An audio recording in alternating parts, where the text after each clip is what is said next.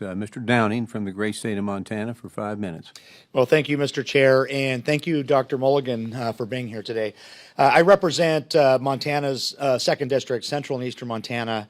Very rural, and small businesses are very vital to our rural communities.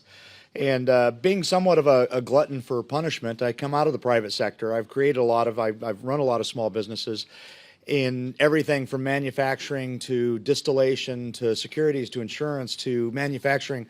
And I've personally seen how heavy-handed and unreasonable regulation can stifle growth and make it difficult, especially in small businesses, in being successful. And a lot of that, if you're boots on the ground watching how everybody cares about bad actors, everybody cares about protecting consumers. I always say bad actors are bad for industry. Nobody wants bad actors in their business. And so the thought that, deregulating is going to, create this, Petri dish of bad actors, I think is misplaced. We do need to have reasonable sideboards, but we also need to allow small businesses to be successful.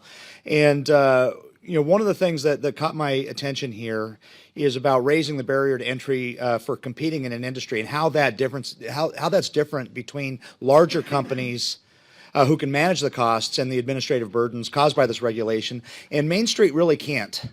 And Dr. Mulligan, in your testimony, you mentioned this artificial advantage the government regulation creates for large businesses over small ones. Can you elaborate on the negative impact this artificial advantage has on economic innovation? Yeah, thank you for your question. I think a vivid example that's worked out in some detail in a letter I sent to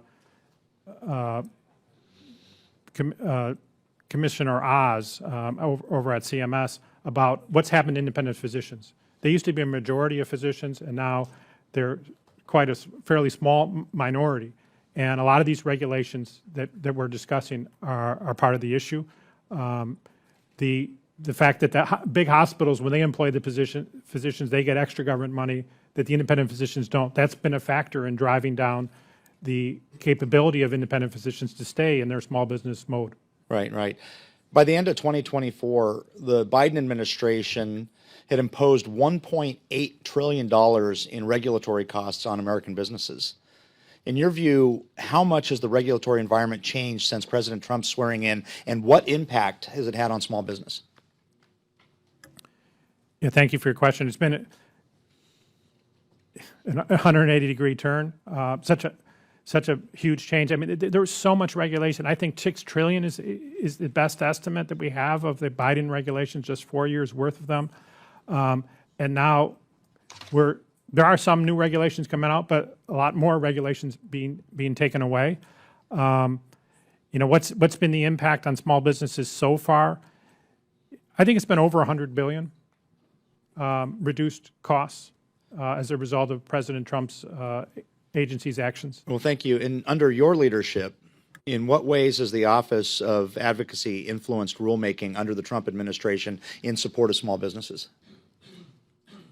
Really, the two steps I like to talk about is listening. We continue to listen. That's my favorite part. I learned so much talking to the small businesses and hearing what they experience, and then relaying those experiences and trying to put it in practical terms for the agencies. Here's some rules you should look at.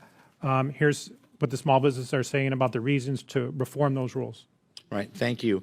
Well, I really appreciate your testimony here today. And on that, Mr. Chair, I yield back the remainder of my time.